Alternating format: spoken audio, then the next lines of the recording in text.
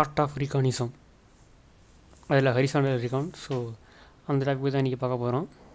Okay, welcome. So okay, ஏற்கனவே நம்ம video போட்டிருக்கோம் ஓகேங்களா. இன்ஃபர்மேஷன் கேட்குறீங்கன்னா என்ன ரீகான் ஓகேங்களா, ரெண்டுமே ஒரே கான்செப்ட் தான், ஒரு சின்ன டிஃப்ரென்ஸ் முன்னாடி பேசியிருக்கேன்னா. ஸோ வீடியோக்கு நீங்கள் தேடி செக் பண்ணிக்கோங்க. ஸோ பிளாக்குக்கான லிங்க் கீழே இருக்குது, செக் பண்ணிக்கோங்க.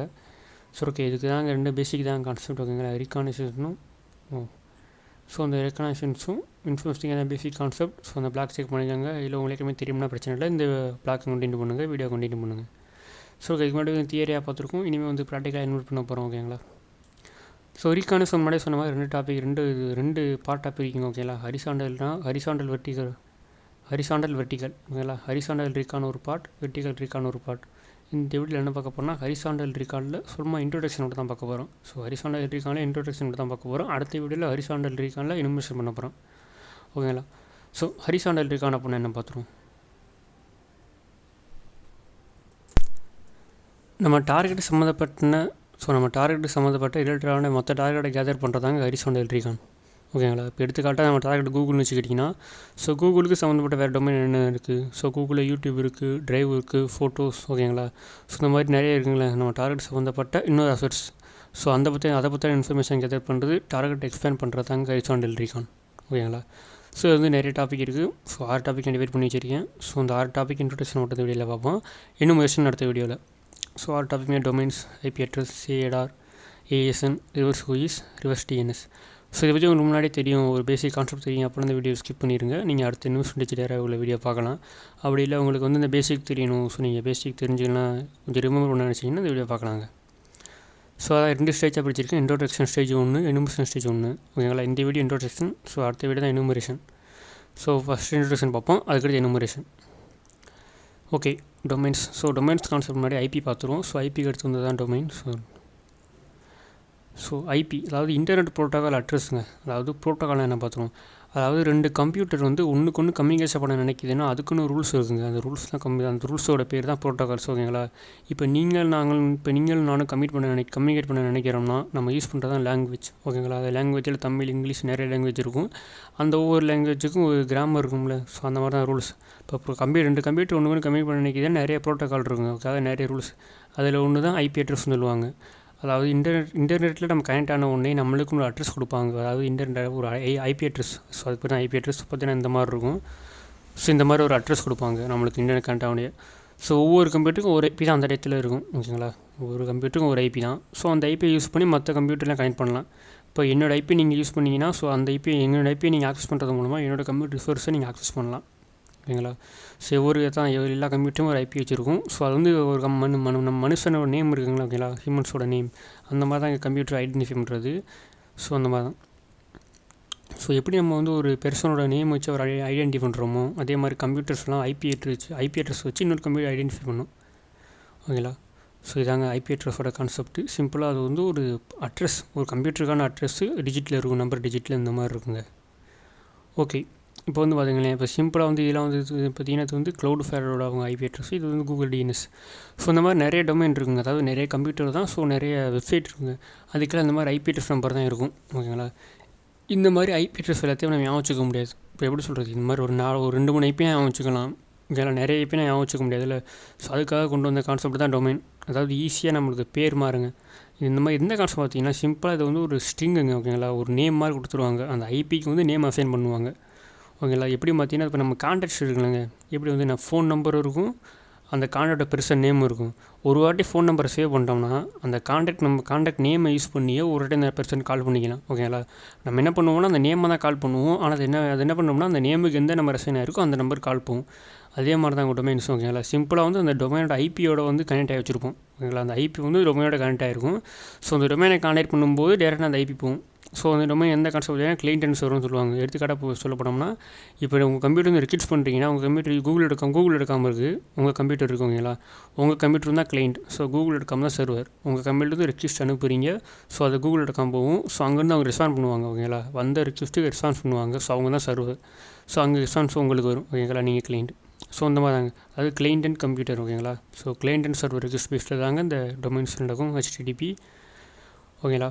ஸோ இந்த ஃபார்ம் எப்படி இருக்குது பார்த்தீங்கன்னா இந்த மாதிரி தாங்க. ஸோ sumdomain.name.com, அதாவது எந்த பேர் கொடுக்குறாங்களோ அந்த பேர் அவங்க கொடுத்துக்கலாம். ஸோ HTTPSனால் hyper text transfer protocol. So இதுக்காக பார்த்தீங்கன்னா அந்த ஐபியை யூஸ் பண்ணி சிம்பிளாக ஒரு டெக்ஸ்ட்டை மட்டுமே ட்ரான்ஸ்ஃபர் பண்ணுறது. பார்த்தீங்கன்னா இந்த இருக்குல்லங்க HTTPS மேலே இருக்குல்லங்க. ஸோ இதாங்க. ஸோ தெரியுதா எப்படி HTTPS, அதாவது இது வந்து சிம்பிளாக டெக்ஸ்ட்டு தாங்க. ஸோ அந்த இமேஜெலாம் அந்த இடத்துல இருக்குது பார்த்தீங்கன்னா, இந்த இமேஜெலாம் அந்த இடத்துல இருக்குன்னா இல்லை டெக்ஸ்ட்டு தான். ஸோ இந்த டெக்ஸ்ட்டு லோட் ஆன பிறகு அந்த இமேஜும் டெக்ஸ்ட்டாக தான் இருக்கும். ஸோ அது இங்கே வந்து லோட் ஆகும். ஓகேங்களா. சிம்பிளாக வந்து HTTPஸ்லாம் ஒன்றுமே இல்லை. ஒரு டெக்ஸ்ட்டு சம்மந்தப்பட்ட இன்ஃபர்மேஷனை ஒரு கம்ப்யூட்டர் மற்ற கம்ப்யூட்டர் ட்ரான்ஸ்ஃபர் பண்ணுறது. ஓகேங்களா. இது எதை பேஸ் பண்ணியிருக்குன்னா ஐபி பேஸ் பண்ணி தான். ஓகேங்களா. ஃபஸ்ட்டு உங்கள் கம்ப்யூட்டரோட ஐபி கிடைக்கும். ஸோ நீங்கள் என்ன டொமைன் ஓப்பன் பண்ணியிருக்கீங்களோ அவங்களோட ஐபி உங்களுக்கு வருவாங்க. அதுக்கப்புறம் அங்கேருந்து இந்த HTTPS யூஸ் பண்ணி டெக்ஸ்ட் சம்மந்தப்பட்ட டேட்டாவும் ட்ரான்ஸ்ஃபர் பண்ணிக்கலாம். ஸோ மாதிரி டொமைனோட கான்செப்ட் தாங்க. ஸோ சிம்பிளாக அதுக்கு அசைன் பண்ணியிருப்பாங்க. ஸோ அந்த ஐபியோட நேம் அசைன் பண்ணுவாங்க. ஓகே, இப்போ டிஎன்எஸ் என்ன பார்ப்போம். ஸோ சிம்பிளாக முன்னாடி சொன்ன மாதிரி இந்த ஐபி அட்ரஸும் அந்த டொமைன் நேம் அசைன் பண்ணுவாங்க. அதாவது நம்ம கான்டாக்ட்ஸ் இருக்குல்லங்க. ஸோ அந்த அப்ளிகேஷன், அந்த கான்டாக்ட்ஸ் அப்ளிகேஷனோட வேலை என்னது, ஃபோன் நம்பரை கான்டாக்ட் பர்சன் நேமோட அசைன் பண்ணுறது. அதே மாதிரி தான் அங்கே இன்டர்நெட்டில் வந்து இந்த டொமைனையும் ஐபியையும் கனெக்ட் பண்ணுற சர்வரோட பேர் தான் டொமைன் நேம் சிஸ்டம்னு சொல்லுவாங்க. ஸோ இதுவும் வந்து பார்த்திங்கன்னா சிம்பிளாக ஒரு கான்டாக்ட்ஸ் மாதிரி தான். பார்த்தீங்கன்னா எடுத்துக்காட்டாக சொல்ல போனால் இந்த மாதிரி 0.0 இருக்குல்ல, இந்த மாதிரி ஒரு ஐபியை வந்து ஒரு டொமைனை ரெஜிஸ்டர் பண்ணி வச்சுருப்பாங்க. ஓகேங்களா. டிஎன்எஸ் அந்த கான்செப்ட் தான் டிஎன்எஸ் சர்வர்.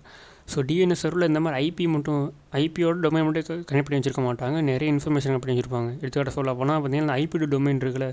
ஸோ ஐபிலேருந்து டொமைனை கனெக்ட் பண்ணுறதோட ரெக்கார்டு பேர் தான் ரெக்கார்டுன்னு சொல்லுவாங்க. அதாவது இந்த இன்ஃபர்மேஷன் வந்து ரெக்கார்ட். ஓகேங்களா. அதில் என்ன இருக்குன்னா இந்த ஐபிக்கு இந்த டொமைன் இருக்கும். ஸோ அதே மாதிரி இந்த டிஎன்எஸ்ஸில் வந்து நிறைய ரெக்கார்ட்ஸ் இருக்குங்க. அதான் எம்எஸ் ரெக்கார்டுன்னு சொல்லுவாங்க. அதாவது மெயில் சர்வர். ஒரு கம்ப்யூட்டரோட ஐபி இருக்குங்களா, அந்த ஐபியை வந்து மெயிலோட ஜாயின் பண்ணி வச்சுருப்பாங்க. ஓகேங்களா. அதாவது இந்த மெயிலை மட்டுமே ஹேண்டில் பண்ணுறதுக்காக ஒரு சர்வர், ஒரு கம்ப்யூட்டர். அதே மாதிரி நேம் சர்வர். ஓகேங்களா. அதாவது இந்த நேம் சர்வர்னு ஒன்றுமே இல்லைங்க. அதாவது இந்த டிஎன்எஸ் ரெக்கார்டு தான். ஸோ ஒவ்வொரு டொமைனும் அதுக்குன்னு விருப்பப்பட்ட டொமைன் நேம் சிஸ்டம் வச்சுக்கலாம். ஓகேங்களா. இப்போ கூகுள்னா அவங்களுக்கும் டிஎன்எஸ் வச்சுருப்பாங்க. அந்த மாதிரி யாரை விருப்பம் வர்றாங்களோ அவங்களுக்குன்னு டொமைன் வச்சுக்கலாம். ஓகேங்களா. டொமைன் நேம் சிஸ்டம் வச்சுக்கலாம். ஸோ அதை என்எஸ் ரெக்கார்டு. ஸோ இந்த மாதிரி டிஎன்எஸில் நிறைய ரெக்கார்டு இருக்குங்க. இது எல்லாமே பப்ளிக்காக தான் இருக்கும். காரணம் என்ன பார்த்தீங்கன்னா, இந்த ஐபிக்கு இந்த டொமைன் அப்படின்னு அந்த கான்செப்ட் இருக்கணும். ஓகேங்களா. இப்போ இந்த 0.0 ஐபிக்கு வந்து இந்த டொமைன் பப்ளிக்காக இருந்தால் தான் நம்ம ரவுட் பண்ண முடியும். இப்போ நீங்கள் இந்த சைட் ஆக்சஸ் பண்ணுறீங்கன்னா இதோட ஐபியும் இது டொமைன் அசைன் ஆகிருக்குது பப்ளிக்காக இருக்கணும். அப்போ தான் கம்ப்ளீட் ஆக்சஸ் பண்ண முடியும். இதே ப்ரைவேட்டாக இருந்தால் நீங்கள் உள்ளே போக முடியாது. ஓகேங்களா. ஸோ அதுக்காக அந்த இன்ஃபர்மேஷன் ஆன்லைனில் அவைலபிளாக இருக்கும். ஓகே, இப்போ வந்து சிஎடா ரேஞ்ச், அதாவது classless inter domain routing. So முன்னாடி பார்த்தோம்ல இந்த ஐபி அட்ரஸோட ஃபார்ம். ஸோ இந்த மாதிரி ஒரு ஐபி 2 ஐபி. ஓகேங்களா. இந்த மாதிரி ஒரு 5-6 ஐபி. ஓகேங்களா. ஸோ 5-10 ஐபி மேலே போனாலும் குரூப் ஆஃப்னு சொல்லுவாங்க, ஐபின்னு சொல்லுவாங்க. ஓகேங்களா. இப்படி 100 ஐபி 200 ஐபி ரெஃபர் பண்ணோம்னா அதை வந்து ரெப்ரசன்டேஷன் மாடலில் இது பண்ணுவாங்க, கால் பண்ணுவாங்க. ஸோ அதாங்க சிஏடார். ஓகேங்களா. சிஏடார்னால் ஒன்றுமே இல்லை. ஸோ ஐபியோட ரேஞ்ச். இப்போ எடுத்துக்காட்டாக சொல்ல போனால் இது தாங்க பிட் லெவல்னு சொல்லுவாங்க. ஒரு ஐபிக்கு பின்னாடி ஒரு பிட் லெவல் வச்சுக்கிட்டாங்கன்னா இந்த மாதிரி ரேஞ்சில் இருக்கும். ஓகேங்களா. 1.0. ஸோ அந்த 0லேருந்து 250 ஐபிங்க. இப்போ அதுக்குள்ளே இவ்வளோ ஐபி இருக்குது. ஸோ அதாங்க சிஏடார்னு சொல்லுவாங்க. சிஏடார்னு ஒன்றுமே இல்லை, குரூப் ஆஃப் ஐபியோட ரெப்ரசன்டேஷன். ஓகேங்களா. இப்போ இதாங்க இது வந்து குரூப் ஆஃப் ஐபி. இந்த இருக்கலாம், இதுதான் குரூப் ஆஃப் ஐபி. ஸோ 0லேருந்து 250 குரூப் ஆஃப் ஐபி, அதோட ரெப்ரசன்டேஷன். ஸோ அந்த /24 இதாங்க சிஏடாரோட கான்செப்ட். ஸோ ஏஎஸ்என் சிம்பிளாக சொல்ல போனால் இப்போ கூகுள் இருக்குன்னு வச்சுக்கோங்க. கூகுளில் வந்து ஒரு யூடியூப்பில் வந்து ஒரு 100 ஐபி இருக்குன்னு வச்சுக்கோங்க. அதே மாதிரி டேவில் ஒரு 100 ஐபி. அதே மாதிரி ஃபோட்டோஸில் 100 ஐபி. இந்த மாதிரி 3 அப்ளிகேஷனில் 100 ஐபி இருக்குது. அவங்க எந்த ஆர்கனைசேஷனா கூகுள் ஆர்கனைசேஷன் தான். ஸோ இந்த மாதிரி எல்லா ஐபியும், அதாவது எல்லா சிஏடாருமே வந்து ஒரே இதில் சொல்ல நினைக்கிறாங்க. அதுதான் ஏஎஸ்என். ஓகேங்களா. Autonomous system numbers. ஸோ இது பார்த்தீங்கன்னா ஒரு நம்பர். ஸோ ஏஎஸ்என் ஒரு நம்பர் இருக்குங்க. அதுக்கு என்ன அர்த்தம்னா குரூப் ஆஃப் சிஏடார். ஓகேங்களா. பார்த்தீங்கன்னா இந்த ஒரு குரூப்பு, இங்கே ஒரு குரூப். ஸோ இந்த மாதிரி நிறைய இருக்குங்க. அதாவது நிறைய சிஏடாரோட கலெக்ஷன் தான் ASN. So full and full ஒரு நெட்ஒர்க். ஓகேங்களா. அதே மாதிரி அந்த ஏஎஸ்எனுக்குள்ளே சிஏடார் மட்டும்தான் இருக்கும் அப்படிலாம் கிடையாதுங்க. அதுக்குள்ளே இன்னொரு ஐபி, அதுக்குள்ளே இன்னொரு ஏஎஸ்என் இருந்தாலும் இருக்கும். So full and full network refer பண்ணுறதுக்காக ஏஎஸ்என். ஸோ பார்த்தீங்கன்னா சிம்பிளாக சொல்ல போனால் குரூப் ஆஃப் சிஏடார். ஓகேங்களா. அதாவது ஐபி, குரூப் ஆஃப் ஐபி தான் சிஏடாருங்க. அதே மாதிரி குரூப் ஆஃப் சிஏடார் தான் ஏஎஸ்என். ஓகே, இப்போ இந்த ரிவர்ஸ் ஹூயிஸ். ஓகேங்களா. இது வந்து டொமைன் ஐபி கான்செப்ட்லாம் முடிஞ்சு அடுத்து ரிவர்ஸ் ஹூயிஸ். ஒன்றுமே இல்லைங்க. சிம்பிளாக ஹூயிஸ் ப்ரோட்டோகால் என்ன பார்த்துருவோம். அதாவது இப்போ நம்ம டொமைன் வெப்சைட் பண்ணுறோம் அப்படின்னா, ஒரு ஆன்லைன் வெப்சைட் பண்ணுறோம்னா அதை பற்றி இன்ஃபர்மேஷன்லாம் ஆன்லைனில் சேவ் ஆகும். ஓகேங்களா. அதாவது ஹூயிஸ் டேட்டாபேஸ் இருக்கும். நீங்கள் எந்த மாதிரி வெப்சைட் பண்ணாலும் சரி, எங்கே போய் பண்ணாலும் சரி, அந்த இன்ஃபர்மேஷன்லாம் அங்கே சேவ் ஆகும். அதாவது ஹூயிஸ் டேட்டாபேஸ்னு சொல்லுவாங்க.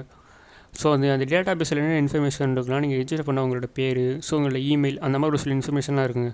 ஓகேங்களா. அந்த இதில் ஆன்லைனில் அவைலபிளாக தான் இருக்கும். ஸோ இன்டர்நெட்டில் ரூட்டிங் பண்ணுறதுக்காக. ஸோ சிம்பிளாக வந்து அந்த ஹூயிஸ் டேட்டாபேஸ் இருக்குல்ல, அந்த இன்ஃபர்மேஷன்லாம் ஆக்சஸ் பண்ணுறதுக்கான ப்ரோட்டோகால் தாங்க ஹூயிஸ் ப்ரோட்டோகால்னு சொல்லுவாங்க. ஸோ இந்த ப்ரோட்டோக்கால் வந்து எப்படி பார்த்தீங்கன்னா கொயரி அண்ட் ரெஸ்பான்ஸ் பேஸ். சிம்பிளாக நீங்கள் கொயரி பண்ணிங்க, அதாவது இந்த ஏஎஸ்என் இல்லை அந்த சிஏடாருக்கு வந்து ஹூயிஸ் டேட்டாஃபைல கொயரி பண்ணிங்கன்னா அது அந்த ஹூயிஸ் டேட்டாபேஸுக்கு போயிட்டு ரெக்வெஸ்ட் ஆகிட்டு உங்களுக்கு ரெஸ்பான்ஸ் வரும். ஓகேங்களா, இந்த சிஏடார் இந்த இன்ஃபர்மேஷன் இருக்குது. ஓகேங்களா, ஸோ அந்த மாதிரி நம்ம ஐபி ரெஃபர் பண்ணலாம், இல்லை சிஏடார், ஓகேங்களா, எது வேணுமோ உங்களுக்கு இன்ஃபர்மேஷனை ஸோ அதை ரெஃபர் பண்ணோம்னா போதும், அங்கே கொயரி போய் அங்கேருந்து ரெஸ்பான்ஸ் வருங்க டேட்டாபேஸ். ஸோ சிம்பிளாக ஹூயிஸ் டேட்டாபேஸ் அக்சஸ் பண்ணுறதுக்கான ப்ரோட்டோக்கால் தான் ஹூயிஸ் ப்ரோட்டோக்கால். ஓகேங்களா, அந்த மாதிரி இன்ஃபர்மேஷன்லாம் ஹூயிஸ் டேட்டாபேஸில் இருக்குங்க. ஸோ ரிவர்ஸ் ஹூயிஸ் என்ன கான்செப்ட்னு பார்த்தீங்கன்னா இந்த இன்ஃபர்மேஷனை ஃபஸ்ட் எடுத்துரும். எடுத்துக்காட்டால் கூகுள்னா ஒரு ஆர்கனைசேஷன். ஓகேங்களா, ஸோ அவங்களோட ரெஜிஸ்டர் இமெயில் பண்ணி வச்சுருப்பாங்க, அதாவது அவங்க ஒரு இமெயில் ரெஜிஸ்டர் பண்ணி வச்சுருப்பாங்க அந்த டொமைனை. அதே டொமைன் தான் யூடியூப் பண்ணி வச்சுருப்பாங்க, கரெக்டாக தானே? ஸோ அதே ஏன்னா ரெண்டுமே அவங்க ஒரே கம்பெனி தானே. இப்போ வந்து அதே ஜிமெயிலில் அவங்க எதுக்கு யூஸ் பண்ணுவாங்கன்னா ஸோ யூடியூபுக்கு யூஸ் பண்ணலாம், இந்த மாதிரி டேவிக்கு யூஸ் பண்ணலாம். நம்ம என்ன பண்ணுவோம்னா ரிவர்ஸ் ஹூயிஸ்னால் இந்த மாதிரி இன்ஃபர்மேஷன் ரெஜிஸ்டர் ஆகிருக்கல நம்ம டார்கெட் டொமைனுக்கு. ஸோ அந்த ரெஜிஸ்டர் இன்ஃபர்மேஷனில் அடுத்து ரிவர்ஸில் சர்ச் பண்ணுறது, இதே இன்ஃபர்மேஷனில் வேறு டொமைன் இருக்கான்னு செக் பண்ணுறது, அவ்வளோதான். ஓகேங்களா, நம்ம டார்கெட் டொமைன் இன்ஃபர்மேஷன்லேயே வேறு டொமைன் ரெஜிஸ்டர் இருக்கான்னு செக் பண்ணுறது தான் ரிவர்ஸ் ஹூயிஸ். ஸோ செம்மையாக இருக்குங்க. நான் முன்னாடி சொன்ன மாதிரி ஹூயிஸ் ரெக்கார்ட் வச்சுருப்பாங்க கூகுள். ஸோ அதே இன்ஃபர்மேஷன்லாம் வந்து அதே கூகுளோட கம்பெனி இருக்கிற யூடியூப், டிரைவ், ஸோ அதே மாதிரி அதிலே வந்து அவங்க இன்ஃபர்மேஷன்லாம் இருக்கும். ஸோ இதை யூஸ் பண்ணி ரிவர்ஸ் டெக்னிக்ஸ் யூஸ் பண்ணி இன்ஃபர்மேஷன் கேதர் பண்ணுறது தான் ரிவர்ஸ் ஹூயிஸ். ஓகேங்களா, அடுத்து என்ன பார்த்தீங்கன்னா ரிவர்ஸ் டிஎன்எஸ். ஸோ முன்னாடி எப்படி அதாவது ஹூயிஸ் இன்ஃபர்மேஷனை எடுத்து ரிவர்ஸ் ஹூயிஸ் பண்ணோமோ அதே மாதிரி டிஎன்எஸ்ஸில் உள்ள இன்ஃபர்மேஷன்லாம் எடுத்து எதுக்காக ஐபி, அந்த மெயில் சர்வர், அதோட நேம் சர்வர், இந்த இன்ஃபர்மேஷன்லாம் எடுத்து அதை யூஸை சர்ச் பண்ணுவோம். இதே நேம் சர்வரில் வேறு டொமைன் ரெஜிஸ்டர் ஆகிருக்கா, அதே மெயில் சர்வரில் டொமைனில் ஏதாச்சும் இருக்கா, அதே ஐபியில் வேறு டொமைன் ரெஜிஸ்டர் ஆகிருக்கான்னு செக் பண்ணுறது தான் ரிவர்ஸ் டிஎன்எஸ். ஓகேங்களா, அந்த டிஎன்எஸ் ரெக்கார்ட்ஸ்லாம் ரிவர்ஸில் சர்ச் பண்ணுறது அதே மாதிரி சொன்ன மாதிரி சேம் தாங்க. ஓகேங்களா, அதே டொமைன். ஸோ ரிவர்ஸ் ஐபி என்ன பார்த்துருவோமா சிம்பிளாக, அதாவது அதே ஐபியில் வேறு டொமைன் ரெஜிஸ்டர் இருக்கா, ஒரே ஐபிக்கு ஒரு டொமைன் இருக்குன்னு அவசியம் கிடையாதுங்க. ஒரு ஐபிக்கு எத்தனை டொமைனாக ரெஜிஸ்டர் பண்ணிக்கலாம் நம்ம இஷ்டத்துக்கு. ஓகேங்களா, அடுத்து வந்து ரிவர்ஸ் நேம் சர்வர். ஓகேங்களா, ஒரு டொமைனுக்கு இந்த நேம் சர்வர் மட்டும் தான் இருக்குன்னு அவசியம் கிடையாது. ஓகேங்களா, 2-3 சர்வர் வச்சுருப்பாங்க. ஸோ ஒரு சர்வருக்காக இன்னொரு சர்வருக்காகும்ல, ஸோ அதுக்காக.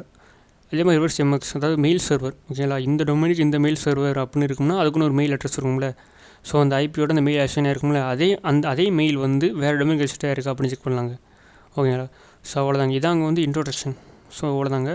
ஸோ இந்த 6 டாபிக் தான் பார்க்க போகிறோம். ஸோ கீழே இருக்குங்க இன்வெஸ்ட்மெண்ட் வச்சு இது வந்து அடுத்த வீடியோவில் பார்ப்போம். ஏன்னா வந்து ஃபுல்லாக போட்டால் ஒரு லாங் வீடியோவாக போகிற மாதிரி இருக்கும். ஸோ ஃபுல்லாக பேசுகிற அளவுக்கு என்னென்ன எக்ஸ்பெக்ட் ஆகலை. ஸோ அதனால் கொஞ்சம் பேசினேன். ஸோ கொஞ்சம் புரியும்னு நினைக்கிறேன். என்ன முடிஞ்சு ட்ரை பண்ணியிருக்கேங்க. ஒருவேளை உங்களுக்கு வீடியோ புரியல, கொஞ்சம் கஷ்டமாக இருந்துச்சு அப்படின்னா, உங்களுக்கு புரியலன்னா நீங்கள் வந்து சிம்பிளாக பிளாக்காக ரெஃபர் பண்ணுங்கள். இதில் வீடியோ பேசும்போது வேணால் கொஞ்சம் திக்கி பேசுவேன். ஸோ பிளாக் அண்ட் எடிட்டர் எப்படியும் வச்சுருக்கேன். ஸோ நீங்கள் பிளாக்கை செக் பண்ணிக்கோங்க. இதாங்க இன்ட்ரோடக்ஷன் ஸ்டேஜ். ஸோ அடுத்த டெஸ்ட்டில் எனுமரேஷன். ஸோ எப்படி வந்து ஏஎஸ்என் எடுக்கிறது, எப்படி ஒரு கம்பெனியோட சிஏடார் எடுக்கிறது, ஐபி எடுக்கிறது, ஸோ இதெல்லாம் வந்து அடுத்த இதில் பார்ப்போங்க. ஓகே, சிம்பிளாக செக் பண்ணுங்கள். ஸோ அடுத்த வீடியோக்கான லிங்க் நான் கீழே தரேன். எங்கள் வீடியோ என்னால் முடிஞ்சாலும் ட்ரை பண்ணியிருக்கேங்க. ஸோ கொஞ்சம் அட்ஜஸ்ட் பண்ணிக்கோங்க. ஸோ இப்போ தான் ஸ்டார்டிங் பாயிண்ட். ஸோ நான் போக என்னால் முடிஞ்சாலும் ட்ரை பண்ணுறேன். சரி, ஓகே, அடுத்த வீடியோவில் பார்ப்போம். பாய்.